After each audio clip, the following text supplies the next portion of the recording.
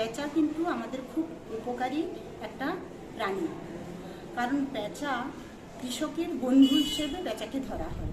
কারণ পেঁচা ইঁদুর জাতীয় প্রাণীদের দমন করে বা ইঁদুরকে খেয়ে ফেলে, ফলে ফসলের খুব উপকার হয়। কারণ আমরা জমিতে কীটনাশক বা ইঁদুর দমনের জন্য রাসায়নিক সার ব্যবহার করি, সেই রাসায়নিক সার জমিতে ক্ষয়ক্ষতির পরে জল দূষণ ঘটাতে পারে, বা ওগুলো অনেক খাদ্য শৃঙ্খলে প্রবেশ করে, ফলে বাস্তুতন্ত্রের ভারসাম্যটা বিঘ্নিত হয়।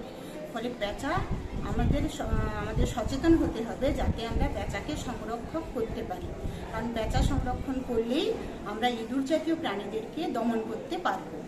কিন্তু অনেকে এই পেঁচাকে কুসংস্কার হিসেবে ধরে, যে রাত্রেবেলা হয়তো কারোর বাড়িতে পেঁচা এসছে সেটাকে কুসংস্কার হিসেবে মনে করে, কিন্তু তা নয়।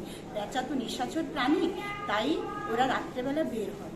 তাই যাতে ইদানিং মানুষ কী করছে, অনেক পেঁচাকে মেরে ফেলছে, যাতে পেঁচাকে না মারা হয় দিনের পর দিন, তাহলে পেঁচার সংখ্যা কমে যাবে, বাস্তুতন্ত্রে পেঁচার ভারসাম্যও হারিয়ে ফেলবে, একদিন হয়তো পেঁচা আমাদের এই পৃথিবী থেকে নিশ্চিহ্ন হয়ে যাবে।